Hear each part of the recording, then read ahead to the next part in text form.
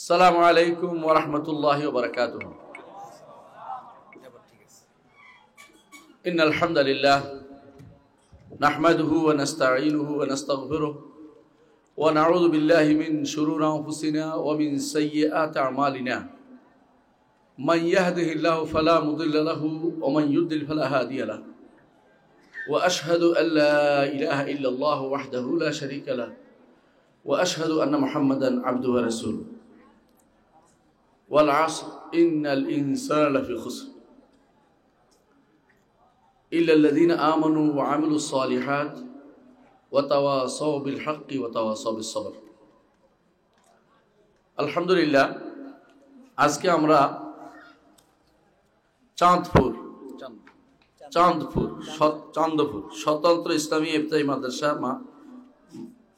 মাঠে দেবিদ্যার কুমিল্লা আমাকে দাওয়াত করা হয়েছে। আমি এসেছি, আপনারা যারা আমার সামনে বসে মাহফিল শুনছেন এবং যারা দিন জানার জন্য এসেছেন তাদের সবাইকে আমি মুবারকবাদ জানাচ্ছি।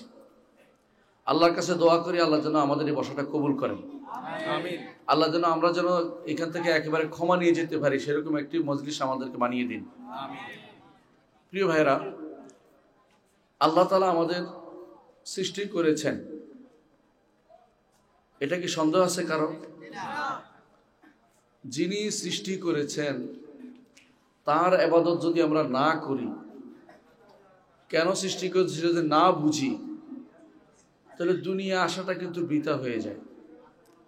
আল্লাহ তাআলা এই জন্য কোরআনে কারীম বলেছেন, আফাহাসিবতুম আন্নামা খালাকনাকুম আবাদান ওয়া আন্নাকুম ইলাইনা লা তুরজাউন।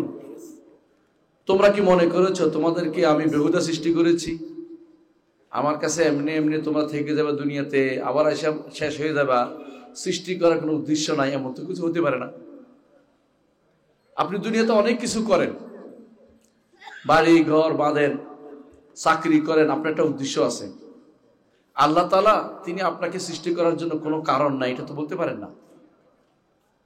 না চাইতে এমন কিছু আপনাকে দিয়েছেন যা চাইলেও আপনি এত সুন্দর চাইতে পারতেন না। আপনার পেটের ভিতরে এত সব যন্ত্রপাতি আছে, সারা জীবন অর্থ ব্যয় করলেও একটা যন্ত্র আপনি বানাইতে পারবেন না। কারো কারো মাঝে মধ্যে কিডনি নষ্ট হয়ে যায়, সে তখন এইটা চিন্তা করে যে বসো বসো বসো বসো, আচ্ছা অসুবিধা নেই, বসেন, হ্যাঁ বসো বসো। যার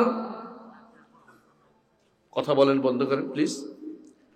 যার একবার এটা নষ্ট হয়ে গেছে, কিডনিটা নষ্ট হয়ে গেছে, সে একটু আশা করে যে এক গ্লাস পানি খেয়ে আধা গ্লাস পেশাব করবে, কিন্তু পারে না। এমন একটা ছাঁকনি আল্লাহ দিয়ে দিছেন, খাবারের পরে পেশাবটা একদিকে পার করে, খাবারটা একদিকে পার করে, তারপর অন্যান্য জিনিসগুলো ময়লাগুলো একদিকে পার করে। আপনি কি চিন্তা করছেন যে মানুষের শরীরের মধ্যে একটা জিনিস, এইটাও আজ পর্যন্ত কেউ বানাইতে পারে নাই? আল্লাহ তাআলা এত সুন্দর করে জিনিসটা ফিট করে দিয়েছেন। পেটের ভিতরে যে সমস্ত নাড়ি বুড়ি দিছে সেগুলি কেউ বানাইতে পারবে না। সেগুলি প্রত্যেকটার একটা আলাদা ব্যবস্থা, একটা কাজ দিছেন, কাজ বাদে কিছু দেন নাই। যারা আগে বুঝতো না এখন নতুন করে বুঝতে শিখছে যে এটারও একটা কাজ আছে। অনেক কিছু মানুষ মনে করে বাড়তি না, পরে দেখা যায় এটারও একটা কাজ রয়েছে। আল্লাহ তাআলা প্রত্যেকটি কাজ তার হিকমত থেকে আসছে, এমনি এমনি তিনি কিছু করেন নাই। কারণ তিনি হাকিম, তিনি মহাবিজ্ঞ, তিনি অভিজ্ঞ, তিনি প্রাজ্ঞ, তিনি আলিম, তিনি খাবির, তিনি সবকিছুর খবর রাখেন। তিনি জানেন বান্দার কোনটা প্রয়োজন হবে। আল্লাহ তাআলা এজন্য বলছেন, আলা ইয়ালামু মান খালাকা ওয়া হুয়াল লাতীফুল খাবীর। যিনি সৃষ্টি করেন তিনি কি জানবেন না? তিনি সূক্ষ্মদর্শী, সব খবর রাখেন। আপনার কোন জিনিস প্রয়োজন সেই জিনিস আল্লাহ তাআলা দিয়েছেন। আল্লাহ তাআলা সেটা দিয়েছেন। জীবন ধারণের জন্য নিঃশ্বাস প্রয়োজন, সে ব্যবস্থাপনা করেছেন।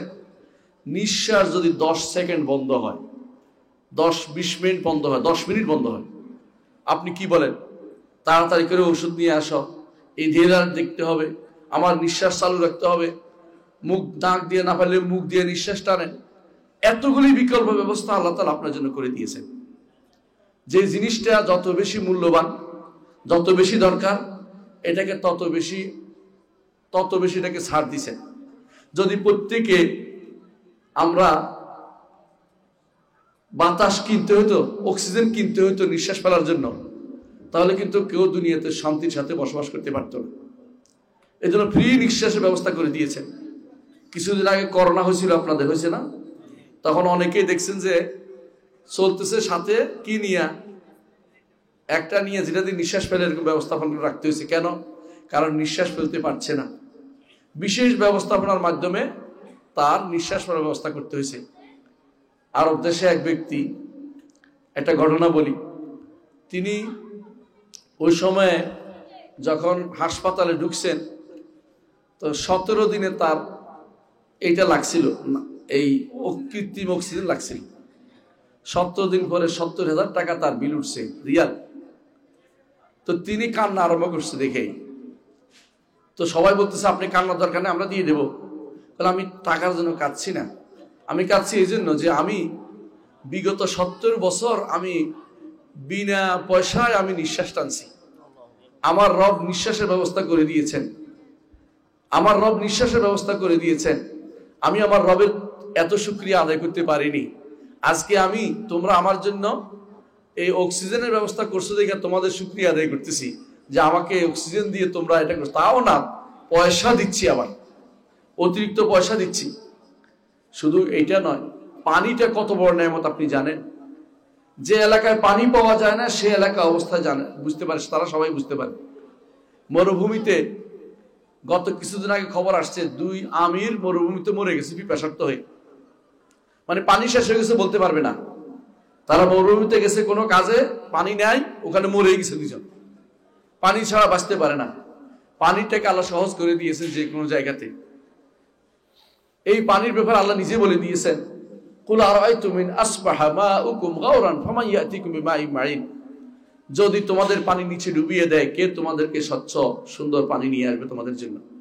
আজ অনেক জায়গাতে, আপনাদের এখানে ভালো জায়গা আছে পানি উঠে, অনেক জায়গাতে 800 ফিট 900 ফিট নিচে পানি পাওয়া যায়। অনেক জায়গাতে আরো নিচে যেতে হয়, পানি পাওয়া যায় না। এই পানি না পাইলে আপনি কোন পানি খাবেন? উপরের পানি দূষিত, পানি কিনতে গেলে প্রতিদিন আপনি বাঁচতে পারবেন না। কতদিন আপনি এই পানি কিনে খাবেন? বাচ্চা কাচ্চার জন্য পানি কতদিন কিনতে পারবেন? পানি যে কত বড় নেয়ামত, এগুলি আল্লাহ তাআলা এমনি দিয়েছেন। পয়সা চাচ্ছেন না আপনার কাছে, আপনার কাছে চাচ্ছেন যে শুধুমাত্র আল্লাহ তাআলার উপরে ঈমান আনেন। আল্লাহ আপনার কাছে চাচ্ছে শুধু একমাত্র তারই ইবাদত করেন।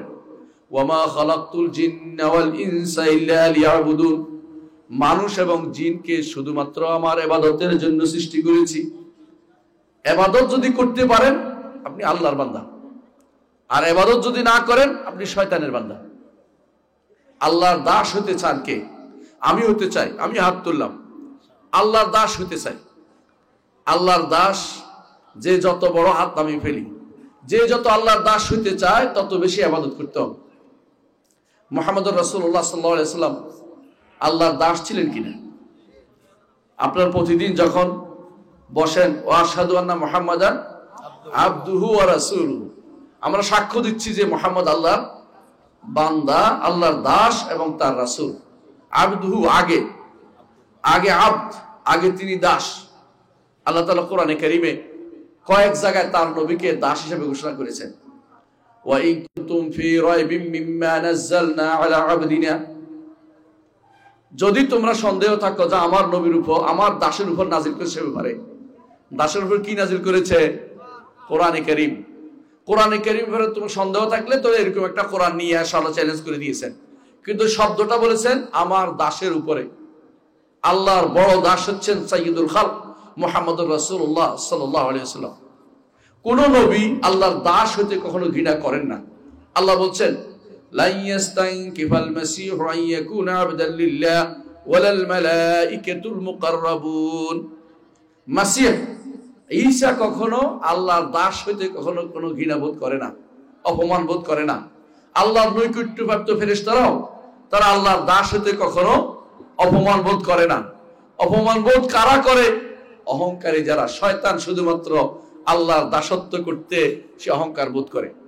আর শয়তানের অনুসারী যারা, তারাও আল্লাহর দাসত্ব করতে চায় না। সুতরাং দুনিয়ার বুকে যারা আল্লাহর ইবাদত করে না, তারা হচ্ছে শয়তানের ইবাদত করে। যারা আল্লাহর ইবাদত করে, তার শয়তানের ইবাদত করতে পারে না।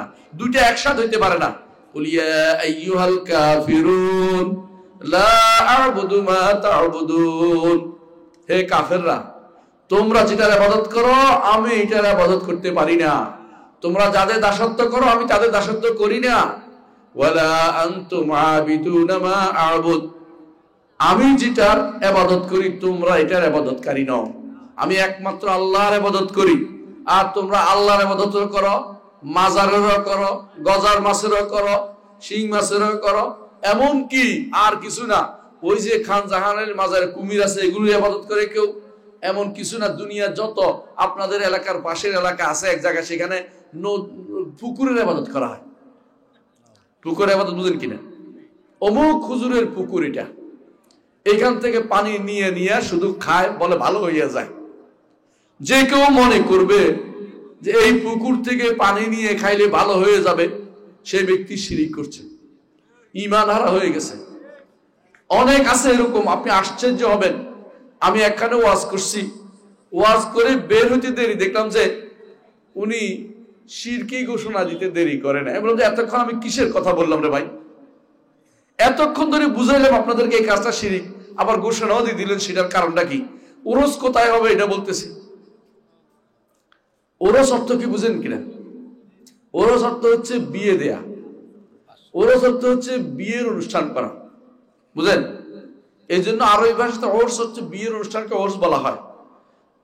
তো এরা কিসের ওরস করে? নাউজুবিল্লাহ, এরা মনে করে আল্লাহর সাথে মিলনের ওরস করতেছে। নাউজুবিল্লাহ। ইমানদার যদি এরকম কিছু বিশ্বাস করে, তার ইমান থাকবে? কাফেররা করতে পারে, ইমানদাররা এটা কোন করে না। ইমানদার মনে করে আল্লাহ আমাকে দাস হিসাবে পাঠিয়েছেন, দাসত্ব আমার সর্বোচ্চ মর্যাদার জায়গা, সবচেয়ে বড় মর্যাদার জায়গা হচ্ছে দাসত্বের জায়গা। এই যে আপনাদের আজকে 27 তারিখ না 26 তারিখ, আপনারা কয়দিনের মধ্যে আরেকটা বেদাত করবেন, 27 তারিখ পালন করে কেউ কেউ। আমাদের সমাজে এটা প্রচলিত আছে, বেদাত অনেক সময় থাকতেও পারে কোনো কোনো এলাকায়। এটা কিন্তু বেদাত। কিন্তু বেদাত হলো একটা কথা মনে রাখবেন, এটা কিন্তু এই রাতে হয়েছে এমন কোনো প্রমাণও নাই, এই মাসে হয়েছে এমন কোনো প্রমাণ নাই। এগুলো শুধুমাত্র কিংবদন্তি। অবশ্যই মেরাজ হয়েছে, কিন্তু রাত দিন নির্ধারণ আমাদের দায়িত্ব নাই, এটা আসে নাই, কোনো সঠিক বর্ণনা আসে নাই। রাত মাস নির্ধারণ করা এটা সঠিক কোনো বর্ণনা আসে নাই। তারিখ নির্ধারণ করা সঠিক কোনো বর্ণনা আসে নাই।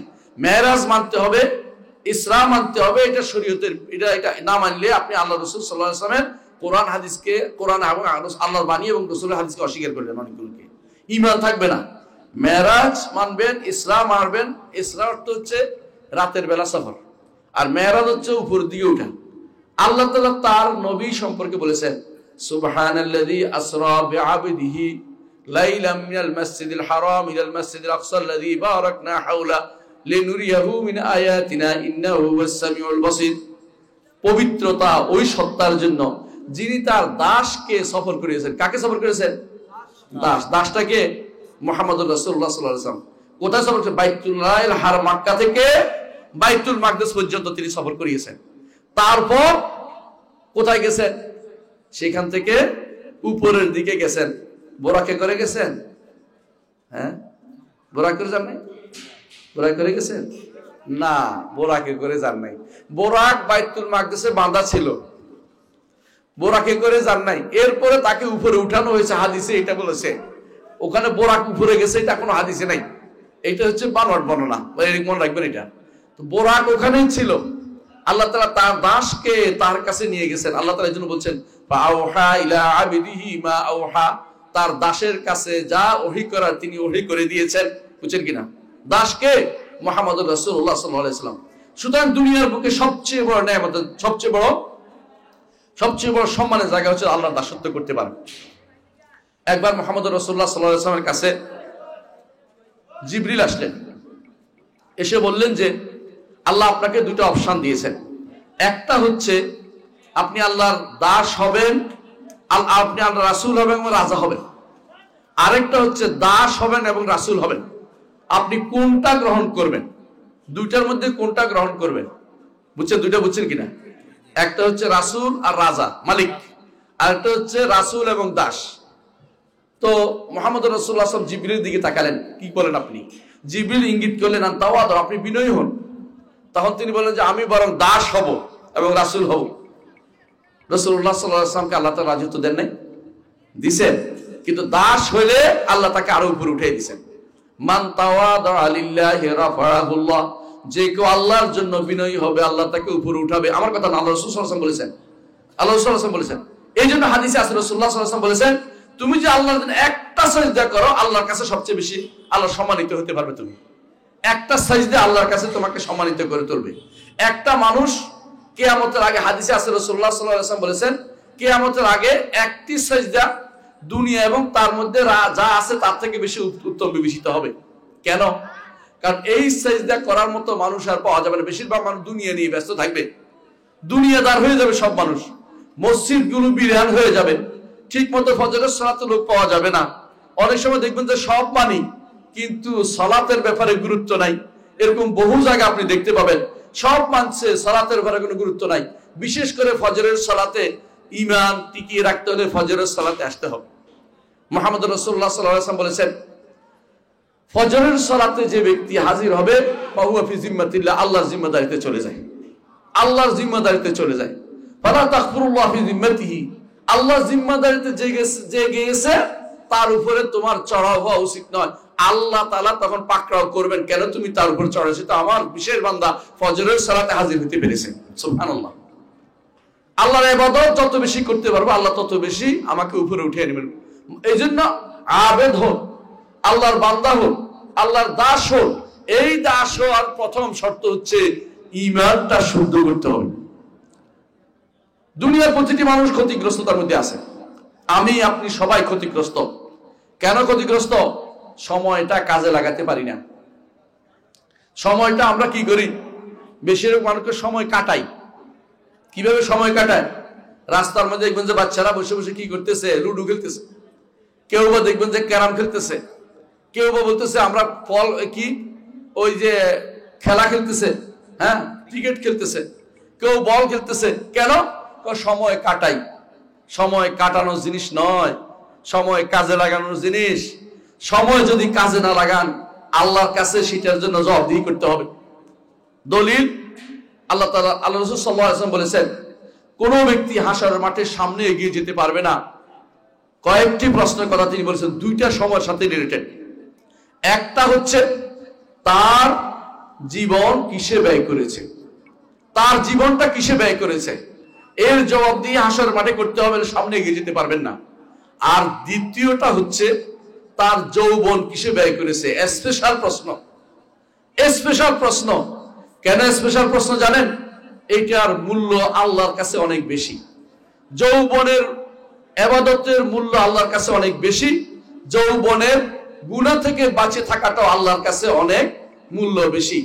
এই জন্য যে যুবক নাশা ফি ইবাদাতিল্লাহ, আল্লাহর ইবাদতে বড় হয়েছে, যে যুবক আল্লাহ তাআলা তাকে হাসরের দিন আরশের নিচে ছায়া দিবেন। হাসরের দিন আরশের নিচে ছায়াতে যেতে চান? কে কে যেতে চাই? আল্লাহ আমাদের হাতগুলি কবুল করুন, আমিন। আরশের নিচে যে ছায়া থাকতে চাই, কারণ যে আরশের নিচে ছায়া পাবে না তার চেয়ে বড় বিপদে আর কেউ নাই। কারণ আরশের নিচে ছায়া না পেলে কোথায় থাকবে? রোদে, সূর্য মাথার 1 মাইল উপরে, 1 মাইল উপরে, আর ঘরমাক্ত হতে থাকবে, ঘামতে ঘামতে কেউ ডুবু ডুবু অবস্থা হবে, নাক পর্যন্ত, লেগাম পর্যন্ত, কারো কারো পা পর্যন্ত, হাঁটু পর্যন্ত ডুবতে থাকবে, উঠতে থাকবে, এরকম এরকম করতে থাকবে এই ঘামের ভিতরে। এই বিশাল জগৎ, বিশাল যে পৃথিবী হবে নতুন, সেখানে এই আটার কাইয়ের মতো পৃথিবীর মধ্যে সে ডুববে আর উঠবে। এই অবস্থা কয় বছর থাকতে হবে? 10 বছর, 50,000 বছর থাকতে হবে অবস্থায়। সেখানে আপনার জন্য সবচেয়ে শান্তির আলোয়, শান্তির জায়গা হচ্ছে আল্লাহর আরশের নিচে ছায়া পেয়ে যাওয়া। আল্লাহর আরশের নিচে ছায়া পেতে হলে আপনি হইতে হবে ওই যুবক, যে যুবক আল্লাহর ইবাদতে বড় হয়েছে। ওই কথা ঠিক নয় যারা বলে থাকে, কি বলে, বসকালে কার দোষ না আছে, এটা ঠিক না, এটা ইমানদারের কথা না, এটা শয়তানের কথা। বসকালে দোষ বলে তারে সালাই দিতে পারবেন না আপনি। তাকে বলবেন ইবাদতে বড় হতে। আল্লাহর ইবাদত করে যে ব্যক্তি বড় হবে, আল্লাহ তাকে আরশের নিচে ছায়া দিবেন, যেদিন আর কোনো ছায়া থাকবে না। সেই সূর্যের আলো থেকে বাঁচার জন্য কিচ্ছু থাকবে না, কোনো ঘর বাড়ি থাকবে না, কোনো গাছপালা থাকবে না, কোনো সীমানা থাকবে না, কোনো পাহাড় থাকবে না, কোনো গর্ত থাকবে না। একটা বিশাল একটা বিস্তীর্ণ একটা ভূমি হবে, যে ভূমিতে সমস্ত মানুষ আল্লাহর দিকে তাকিয়ে থাকবে। পায়ে জুতো নেই, পরনে কাপড় নেই, শরীরে কিছু নেই, এইগুলি দিয়ে আল্লাহর দিকে তাকিয়ে থাকবেন। কখন রব্বুল আলামিন হাসরের মাঠে আসবে, হাসরের মাঠে এসে কখন তিনি বিচার করবেন, সেই দিকে শুধু তাকিয়ে থাকতে হবে। সেই পুরো সময় আপনার আমার জন্য শান্তির জায়গা হচ্ছে আরশের নিচে ছায়া পাওয়া। আরশের নিচে ছায়া পেতে হলে ইবাদতের মধ্যে বড় হতে হবে। যুবক বয়সের ভাইদের বলছি, কোনোভাবেই একটু সময় নষ্ট করবেন না, আল্লাহর ইবাদতে বড় হবেন। রাসূল বলেছেন শাবুন নাশা ফি ইবাদাতিল্লাহ, এইটা যেমন আরশের নিচে ছায়া পাবে। আরেকটা শুনেন, রাসূলুল্লাহ সাল্লাল্লাহু আলাইহি ওয়াসাল্লাম বলেছেন ওই ব্যক্তিও আরশের নিচে ছায়া পাবে যে ব্যক্তির অন্তরটা মসজিদের সাথে লেগে আছে। মসজিদের সাথে অন্তর লেগে থাকে, আপনি বুঝেন তো? মানে এক সালাতের পরে কখন দ্বিতীয় সালাত যাবে, এই চিন্তা এসে সবসময় চিন্তা থাকে যে আমার আরেকটা সালাতে আমাকে যেতে হবে, আরেকটা সালাতে আবার মসজিদে যাব। মসজিদকে সে অন্তর থেকে ভালোবাসছে, মসজিদকে অন্তর থেকে ভালোবাসছে। এই জন্য মসজিদে যদি কেউ যায়, ওই মসজিদের জায়গা পর্যন্ত তার জন্য খুশি হয়ে যায়। হাসরের দিন তার পক্ষে সেটা সাক্ষ্য দিবে, আর আল্লাহ তাআলাও তার প্রতি তাকিয়ে হাসেন যে এই ব্যক্তি মসজিদে আবার ফিরে আসছে। সুবহানাল্লাহ। ইতাবাসবাস হাদিস শব্দটা আসছে, এই বাসবাস আল্লাহর কাছে সিফা, এটা আমরা সাব্যস্ত করি যে আল্লাহ তাআলা যে ব্যক্তি মুসল্লি মসজিদে আসে তার জন্য আল্লাহ তাআলা খুশি হন। তার এই খুশির কারণটা আপনি করতে পারেন যদি মসজিদে নিয়মিত আসেন। আর যে ব্যক্তি মসজিদে একবার সালাতের পর দ্বিতীয় সালাতে চিন্তা থাকে, এশার সালাত পড়েছে জামাতে, ফজরের সালাত আবার জামাতে পড়বে, তার সারা রাত্রি নফল সালাতের সব লেখা হবে, সহিহ হাদিসে প্রমাণিত হয়েছে। আর কি হবে, যে ব্যক্তি চিন্তায় থাকবে কিভাবে ফজরের সালাত পড়তে পারবে, রাসূলুল্লাহ সাল্লাল্লাহু আলাইহি ওয়াসাল্লাম বলেছেন যে সেই ব্যক্তি, এই ব্যক্তিগুলোর জন্য আল্লাহ আরশের নিচে ছায়ার ব্যবস্থা করবেন, কারণ অন্তর তার মসজিদের সাথে জড়িত। কিভাবে আসতে হবে, কখনো কখনো অ্যালার্ম দেয়, ভাইকে বলে, বন্ধুকে বলে, কখনো কখনো কেউ কাউকে টেলিফোন করে উঠিয়ে দেয়। এরকম করে কি জন্য? একমাত্র আল্লাহর সন্তুষ্টির জন্য। এই জন্য তাদেরকে আল্লাহ আরশের নিচে ছায়া দিবেন। আর এক শ্রেণীর কথা রাসূল বলেছেন, যুবকদেরকে বলছি, রাসূলুল্লাহ সাল্লাল্লাহু আলাইহি ওয়াসাল্লাম বলেছেন ওই যুবকও আরশের নিচে ছায়া পাবে যে যুবককে কোন সুন্দরী নারী, একেবারে সুন্দরী বংশিয়া ডাকছে আকাম কুকাম করার জন্য, কিন্তু সে বলছে ইন্নী আখাফুল্লাহ, আমি আল্লাহকে ভয় করি, আমি আল্লাহকে ভয় করি। এই কথা বলে সে অন্যায় থেকে ফিরে আসছে, সেই ব্যক্তিও আরশের নিচে ছায়া পাবে, আরশের নিচে ছায়া পাবে। আরশের নিচে যদি আপনি হাসরের মাঠে ছায়া পেয়ে যান, আপনি সৌভাগ্যবান ব্যক্তি। কারণ এইখান থেকে দ্বিতীয়বার হবে আরেকটা সৌভাগ্য নিতে হবে, সেটা কি? বিনা হিসাবে যেন জান্নাত চলে যেতে পারে, বিনা হিসাবে যেন জান্নাত চলে যেতে পারে। হিসাব যার হবে তার বিপদের শেষ থাকবে না। আপনার আমাদের জন্য দুইটা টার্গেট ফুল করবেন সব সময়। একটা হচ্ছে আরশের নিচে কিভাবে জায়গা পেতে পারি, আরেকটা হচ্ছে কিভাবে বিনা হিসাবে জান্নাতে যেতে পারি। এই দুই চিন্তায় সবসময় থাকবেন, যাতে আপনার আর শয়তান আপনাকে ধোঁকা দিতে না পারে। মনে রাখবেন, একটু দূরে সরে গেছেন তো আল্লাহর পথ থেকে, শয়তান সেখানে ঢুকে যাবে। শয়তানের ঢুকার রাস্তা আপনি দিবেন না। আপনার জীবনের প্রতিটা ক্ষণ মূল্যবান, প্রতিটা মুহূর্ত মূল্যবান। ইয়াউমা ইয়াজমাউকুম লিয়াউমিল জাম'i যালিকা ইয়াউমুত তাগাবুন, যেদিন আল্লাহ তাআলা একত্রিত করবেন সেদিন হচ্ছে ঠকে যাওয়ার দিন। বলে যে আমি তো ঠকে আসছি, হ্যাঁ, অর্থাৎ হাসরের মাঠে সবাই আফসোস করবে। জান্নাতে গেলে আফসোস হবে না, কিন্তু হাসরের মাঠে আফসোস করবে সবাই। সবাই ইস, আর একটু সময় কেন ইবাদত করলাম না, দুইটা রাকাত বেশি পড়লে কি উপকার করতে আজকে আমি পাইতাম। মসজিদে 12 রাকাত নফল সালাত কেন বাদ দিছি, 12 রাকাত নফল সালাত কেন বাদ দিলাম, আফসোস করবেন সেদিন। কারণ প্রতিদিন যে ব্যক্তি 12 রাকাত সালাত পড়ে, 12 রাকাত বুঝছেন কিনা, নামাজের আগে পড়ে যে 12 রাকাত যে ব্যক্তি পড়বে, রাসূলুল্লাহ সাল্লাল্লাহু আলাইহি ওয়াসাল্লাম বলেছেন আল্লাহ তাআলা তার জন্য জান্নাতে একটি ঘর বানাবেন। আপনি 12 রাকাত পড়ছেন আর ফরজ পড়ছেন, আপনার জন্য ঘর অবধারিত। যার ঘর জান্নাতে হবে সে কি জাহান্নামে থাকবে? সেও জান্নাতে থাকবে। সুতরাং এই সুযোগ নেওয়ার জন্য আমি যুবকদেরকে বলছি, সময় নষ্ট করবেন না। সময় পাইলেই 2টা রাকাত পড়বেন। মুহাম্মদ রাসূলুল্লাহ সাল্লাল্লাহু আলাইহি ওয়াসাল্লাম বলেছেন, বেলাল তুমি এমন কি আমল করেছো, আমি জান্নাতে তোমার পায়ের খটখট শব্দ শুনতে পেয়েছি জুতা। বেলাল রাদিয়াল্লাহু আনহু বললেন, ইয়া রাসূলুল্লাহ, আমার তো মনে নাই তেমন কি আমল করব, যখনই ওযু করেছি তখনই 2 রাকাত সালাত আদায় করেছি। পারবেন না? পারবেন না? খুব কঠিন নাকি? কঠিন না, পারবেন ইনশাআল্লাহ। শুধু অভ্যাস করে নিলে হয়, অভ্যাস করে নিলে হয়। অনেকে আছে সকালবেলা ফজরের সালাতের পরে চলে যান গল্প করতে, না করে একটু বসেন, আজকারগুলি শেষ করে সূর্য ওঠার পরে 2 রাকাত সালাত পড়ে তারপরে বের হন।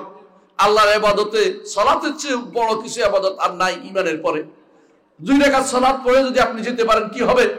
রাসূলুল্লাহ সাল্লাল্লাহু আলাইহি ওয়াসাল্লাম বলেছেন, হজ পূর্ণ একটা উমরা পূর্ণ একটা হজের সওয়াব আপনি পাবেন। সুবহানাল্লাহ। এত সওয়াবকে আপনি অবজ্ঞা করে বালিশের নিচে অথবা কম্বলের নিচে শুয়ে থাকাটা ভালো মানায় না। আপনাকে এগুলি সব আজকারগুলি করেন। আচ্ছা মেনলাম করতে পারেন নাই, কাজে বের হয়েছেন দুপুরে 7টা-8টার দিকে, আপনি এই সময় ওযু করে যদি কোনো 2 রাকাত নামাজ পড়েন, সারা দিনের সদকা আদায় হবে শরীরের। এবং আপনি আউয়াবিন, যারা আল্লাহর কাছে ফিরে আসে তাদের অন্তর্ভুক্ত হয়ে যাবেন। আপনি হবেন আউয়াবিন, যারা আল্লাহর দিকে ফিরে আসে তাদের অন্তর্ভুক্ত। এবং এটা রাসূলুল্লাহ সাল্লাল্লাহু আলাইহি ওয়াসাল্লাম নাম দিয়েছেন, সালাতুল আউয়াবিন নাম দিয়েছেন, যারা প্রত্যাবর্তন করে এই সময়। কিন্তু আমাদের সমাজে আউয়াবিন কোনটা রে কয় বলেন তো? মাগরিবের পরে 2 রাকাত করে 6 রাকাত, এগুলি হচ্ছে দুর্বল এবং বানোয়াট হাদিস দিয়ে তৈরি, এগুলি আমলের জিনিস নয়। কিন্তু এইটা কিন্তু অবশ্যই আমলের জিনিস। এটার নাম হচ্ছে দোহা, চাষতের 2 রাকাত সালাত। 2 থেকে 8 রাকাত পর্যন্ত মুহাম্মদ রাসূলুল্লাহ সাল্লাল্লাহু আলাইহি ওয়াসাল্লাম পড়েছেন। বেশিরভাগ সময় 2 পড়েছেন, কিন্তু মক্কা বিজয়ের দিন তিনি 8 রাকাত পড়েছেন। এর অর্থ হচ্ছে এটুকু পর্যন্ত ইচ্ছা করলে আপনি পড়তে পারেন। এত পড়ার দরকার 2 রাকাত পড়েন, 2 রাকাত পড়ে বের হন। সারা দিনের জন্য আপনার আল্লাহর উপর ভরসা করে বের হচ্ছেন, কাজের জন্য বের হন, চাকরির জন্য বের হন, কোনো কিছুর জন্য বের হন, আপনি কিন্তু একটা আল্লাহর প্রশান্তির মধ্যে, আল্লাহ তাআলার একটা ইবাদত করে প্রশান্তির মধ্যে নিয়ে প্রশান্ত হৃদয় নিয়ে বের হয়েছেন। এর বাইরে যদি কোনো আপনি কেবল বের হন, কি জন্য বের হন জানেন না, একবার ঘুম থেকে উঠে দৌড় দিয়েছেন, বাথরুম থেকে দৌড় দিয়েছেন, ওযু করেন নাই, এর অর্থ হচ্ছে আপনি কিন্তু খুব ভালো কাজ করেন না, আল্লাহর ইবাদতের মধ্যে কাটাতে পারেন নাই। আরেকটি দেখেন, রাসূলুল্লাহ সাল্লাল্লাহু আলাইহি ওয়াসাল্লাম আমাদের বলেছেন, ওয়ালা ইউহাফিজু আলাল ওযু ইল্লা মুমিন, ঈমানদার ওযু সব সময় ঠিক রাখে, ওযুর উপরে হেফাজত করে। যুবক বলছি আপনাকে, ওযু রাখেন। ওযু রাখলে কি হবে? রাসূলুল্লাহ সাল্লাল্লাহু আলাইহি ওয়াসাল্লাম বলেছেন, ওয়ালা ইউহাফিজু আলাল ওযু ইল্লা মুমিন, ওযুর উপরে একমাত্র ঈমানদার ব্যতীত কেউ হেফাজত করে না। ঈমানদার ওযুর হেফাজত করে। ওযুর কেন হেফাজত করে জানেন? সবসময় ওযু থাকলে মনে করে ওযু নষ্ট করবো না। আপনি একটু চিন্তা করেন, ওযু থাকলে কোন নারীর গায়ে হাত দিতে পারবেন? শেষ। বুঝছেন না কথাটা? নারীর দিকে তাকালে মনে হবে আমি ওযু রাখছি, বুঝছেন তো? হারামের দিকে যেন ওযু করে আসছি। ওযু ঈমানদারের জন্য একটা বড় প্রতিবন্ধক, হারাম কাজ থেকে প্রতিবন্ধক হয়ে যাবে। এজন্য ওযু করে থাকুন, চেষ্টা করুন। একবার ওযু শেষ হয়েছে আবার চেষ্টা করুন ওযুর মধ্যে থাকতে। এটা কিন্তু ঈমানদারের একটা বড় প্রাপ্তি। এটাও তো একটা করতে পারেন আপনি। পরিচ্ছন্ন জীবন যাপন করেন। একটা যুবক পরিচ্ছন্ন জীবন যাপন করে। যুবকরা আজ যা করতেছে ও দুঃখ লাগে। তথাকথিত কেউ ইয়াবা টানে, কেউ ওইটা টানে, কেউ বেতিদিন টানতেছে, কেউ ফুসকা টানতেছে। ফুসকা দেখছেন তো? এক ধরনের গাড়া আঠা টানতেছে, যুবকদেরকে নষ্ট করে দিচ্ছে। যুবকরা কেউ কেউ ইনজেকশন দিচ্ছে, নাউজুবিল্লাহ। এগুলি তো কোনো ভালো লক্ষণ নয়। এগুলি হচ্ছে যুবকদের বিনষ্ট হওয়ার কারণ। যুবকরা নষ্ট হবে এই কারণে যে আল্লাহর ইবাদত থাকলে নষ্ট হবে না। আল্লাহর ইবাদত থাকলে যুবকরা কোনোদিন নষ্ট হবে না। আল্লাহর ইবাদতে না থাকার নষ্টটা হয়ে যাবে। আল্লাহর ইবাদতে যদি থাকতে হয় তাহলে প্রথম কাজ কি বলছিলাম? ঈমান না হলে আপনার কিন্তু আল্লাহর ইবাদত করা নসিব হবে না। ঈমান থাকতেই হবে। ঈমান যদি একটু নিয়ে যেতে পারেন, আপনি একটু ঈমান নিয়ে যদি কোনো ওই পারে যেতে পারেন, একটু ঈমান নিয়ে যদি কোনো মরতে পারেন, তো আপনি কিন্তু অন্তত চিরস্থায়ী দুর্ভাগা হওয়া থেকে বেঁচে যাবেন। আমরা আহলুস সুন্নাত ওয়াল জামাত বিশ্বাস করি, আমরা আহলুল হাদিস ওয়াল আসার বিশ্বাস করি এটা যে ঈমান বাড়েও কমে, ঈমান বাড়েও কমে, বাড়তে বাড়তে বাড়তে বাড়তে কারো ঈমান এত পর্যায়ে যায় যে সে মুহসিন হয়ে যায়। আর ঈমান কমতে কমতে কমতে কমতে মুসলিম পর্যায়ে চলে আসে। কারণ সর্বনিম্ন পর্যায়ে হচ্ছে মুসলিম, মধ্যম হচ্ছে মুমিন, সর্বোত্তম হচ্ছে মুহসিন। মুসলিম, মুমিন, মুহসিন, 3টা স্তর।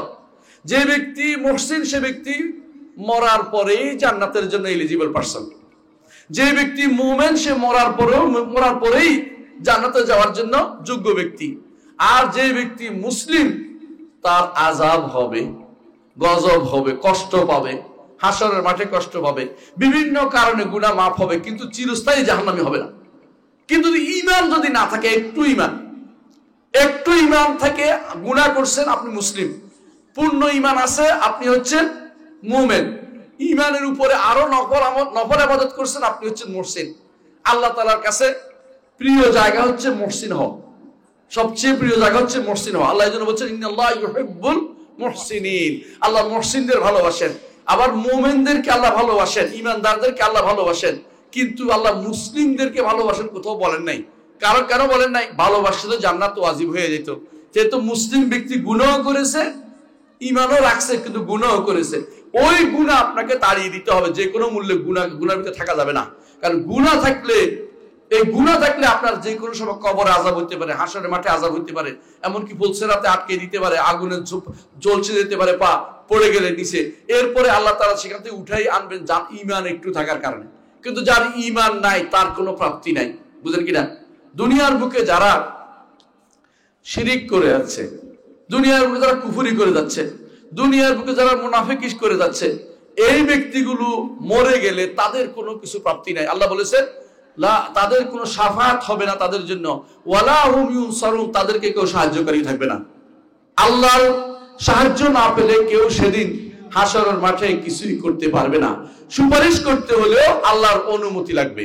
মান যাল্লাযী ইয়াশফা'ু ইনদাহু ইল্লা বিইজনি, কেউ হাসরের মাঠে সুপারিশ করে আল্লাহর কাছে বলবে আল্লাহ আমার সাথে সালাত আদায় করতো। কেমনে বলছে দেখেন, আমার সাথে এরকম করতো, কিন্তু এখন লোকটাকে আমি খুঁজে পাচ্ছি না।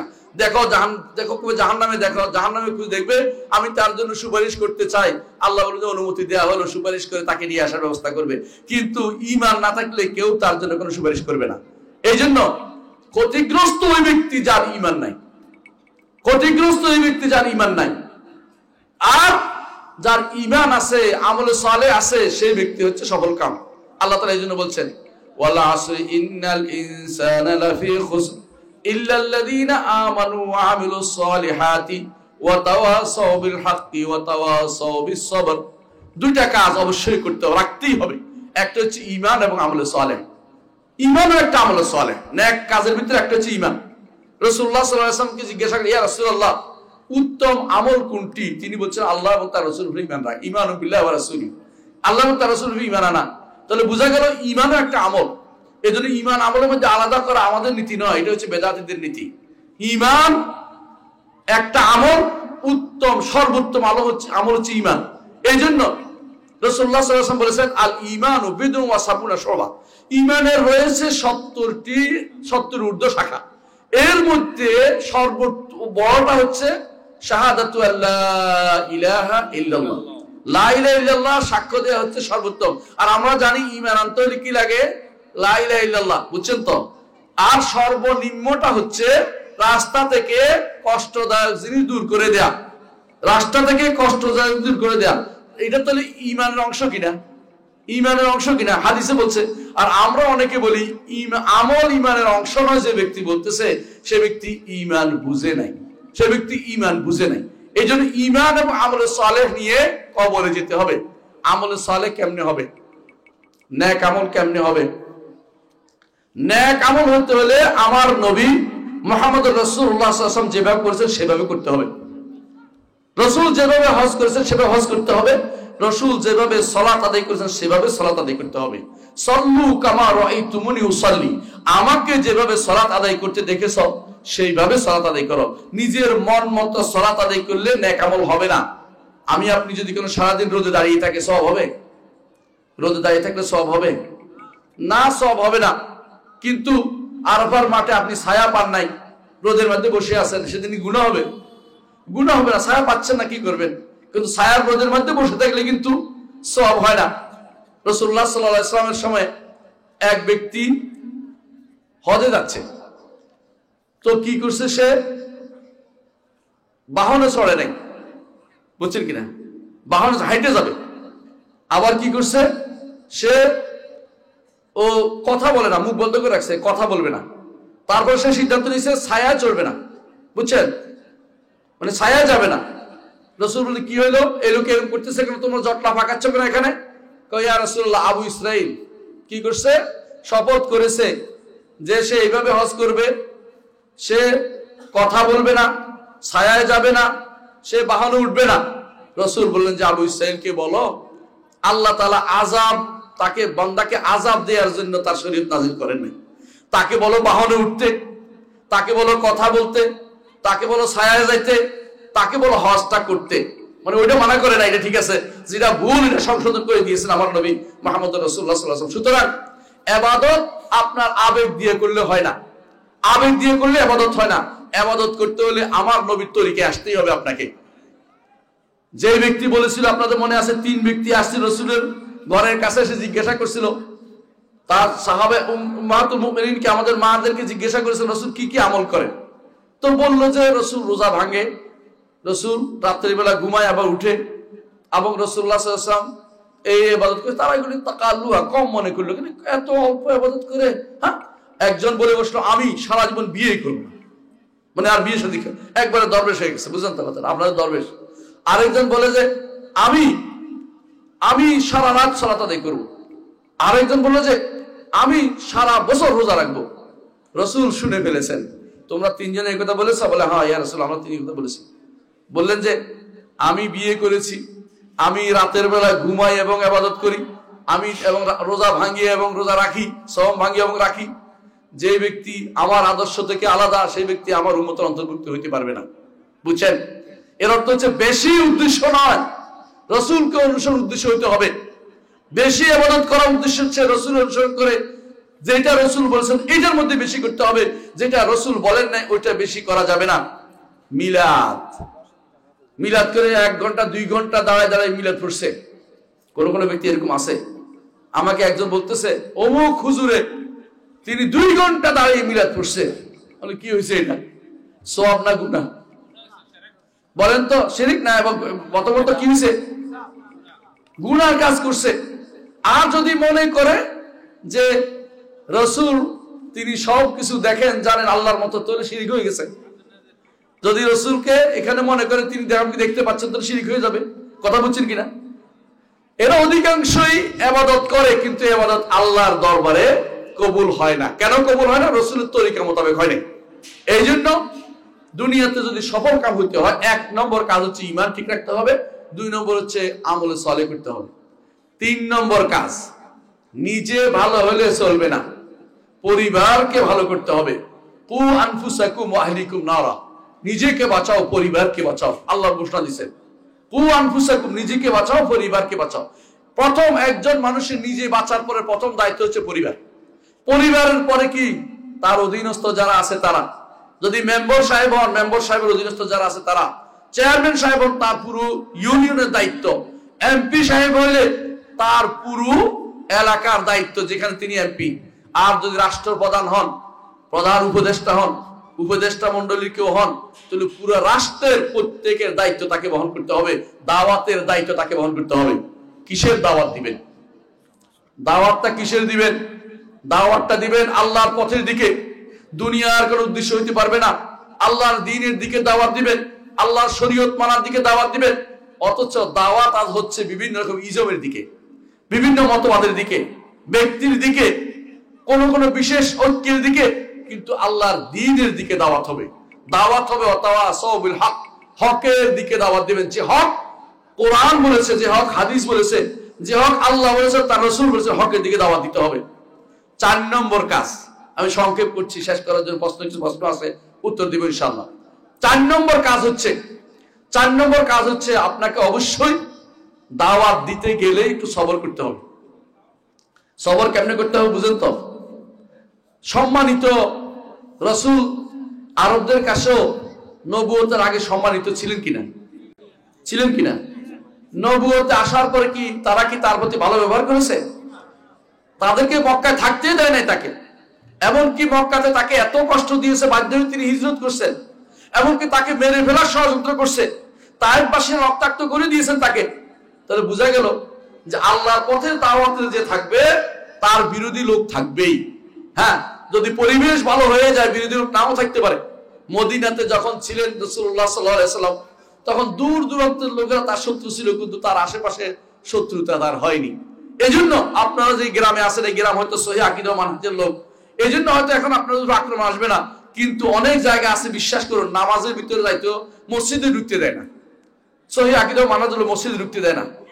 অনেক জায়গা আছে খুতবা দিতে দেয় না, ঢুকতে দেয় না। এমনকি অনেকে আছে আপনাকে বিনা কারণে কষ্ট দেয়, বেহুদা নাম দেয়, আপনাকে এই নাম দিব, ওই নাম দিব, ওই নাম দিবে।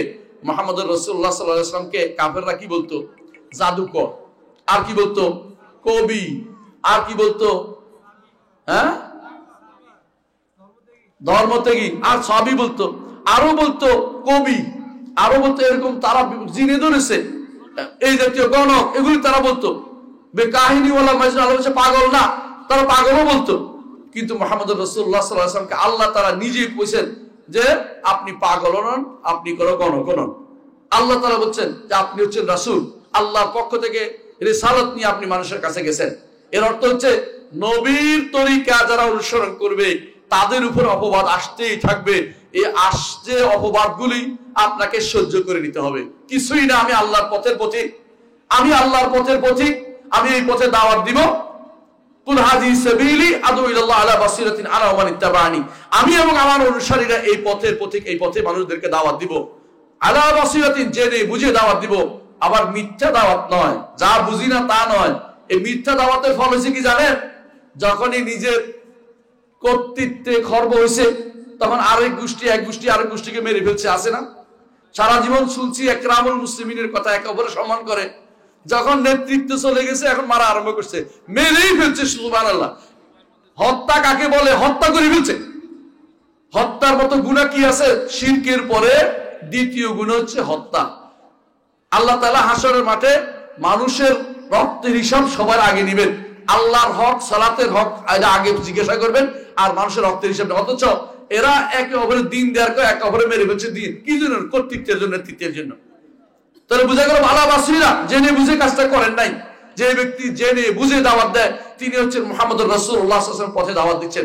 এই পথে দাওয়াত দিতে গেলে আপনার শত্রু আসবেই, বহু রকমের শত্রু। বাংলাদেশে আপনি যদি বলেন যে গণতন্ত্রবাদীরা তারা কুফরি মতবাদী লিপ্ত আছে, আপনি যদি বলেন যে সেকুলার যারা তথাকথিত ধর্মহীনতা বা ধর্ম নিরপেক্ষতা দাবি করে তার অর্থ ভুল, এই তারা কুফরিতে লিপ্ত আছে। আপনি যদি বলেন সোশ্যালিজম যারা আছে তারা কুফরিতে লিপ্ত আছে। আপনি যদি বলেন দেশাত্মবোধে যারা উজ্জীবিত হয়ে মারা যাচ্ছে এরা কুফরিতে লিপ্ত আছে। এই জাতীয় কথা বললে আপনার বিরুদ্ধে শত্রুতা এমনি লেগে যাবে, কিছু করা লাগবে না। এর বাইরে যদি করে আপনি সুন্দর সুন্দর কথা বলেন, একেবারে গান গেয়ে শোনান, একেবারে কোরআনের কোনো অর্থ দিয়ে কিছুক্ষণ মুখ করে রাখতে পারেন, হ্যাঁ, কোনো একটা কথা দিয়ে আর সুন্দর সুন্দর ভাষা ব্যবহার করতে পারেন, দেখবেন যে লক্ষ লক্ষ যুবক আপনার পিছনে আসছে। ফজরের নামাজ পড়ছে কিনা আপনি জিজ্ঞাসা করেন নাই তাকে কোনোদিন। এই জন্য প্রিয় ভাইরা, যেটা বলতে চাচ্ছি, দাওয়াতের ক্ষেত্রে আল্লাহ তাআলা যে নীতি দিয়েছেন সেই নীতি আপনাকে অবলম্বন করতে হবে। এই নীতি থেকে এক পা বিচ্যুত হয়, 1 ইঞ্চি বিচ্যুত হওয়া যাবে না। 1 ইঞ্চি বিচ্যুত হলে আপনার মানহাজ নষ্ট হবে, আপনি ফেরকা হয়ে যাবেন। আর ফেরকার জন্য রাসূলুল্লাহ সাল্লাল্লাহু আলাইহি ওয়াসাল্লাম বলেছেন যারা ফেরকা হবে তাদের জন্য জাহান্নাম। তিনি বলেছেন একটি ফেরকা শুধুমাত্র জান্নাতে যাবে আর বাকি 72 ফেরকা জাহান্নামে যাবে। একটি হচ্ছে যার উপর রাসূল আছেন, রাসূলের সাহাবীরা আছেন, অর্থাৎ যারা আহলুস সুন্নাতি ওয়াল জামাআহ, যারা নামে নয় কর্মে, নামে নয় কর্মে, নামে নয় কর্ম বুঝেন কিনা? হ্যাঁ, অনেকে আছে আহলুস সুন্নাত জামাত নামে দিয়ে দিচ্ছে নিজের নাম, আর সুন্নি পার্টি হয়ে গেছে, আহলুল জামাত পার্টি হয়ে গেছে। আজকাল নাম দিয়ে সব মানুষকে বিভ্রান্ত করা হচ্ছে। নাম দিয়ে কিছু নয়, কর্মে ঠিক আছে কিনা দেখবেন যে আমার সমস্ত নীতি মুহাম্মদুর রাসূলুল্লাহ মেনে চলছে কিনা, আমার সমস্ত নীতি সাহাবায়ে কেরাম নীতি চলছে কিনা, এটা পরীক্ষা করে দেখবেন। ভুল করলে সংশোধন করবেন, কিন্তু ভুলের উপরে বসে থাকা ঈমানদারের কাজ না, ভুল ছেড়ে দিতে হয়, এটা আমাদের বলতে হবে। আল্লাহ আমাদের তৌফিক দান করুন। আমি আমার বক্তব্য দীর্ঘ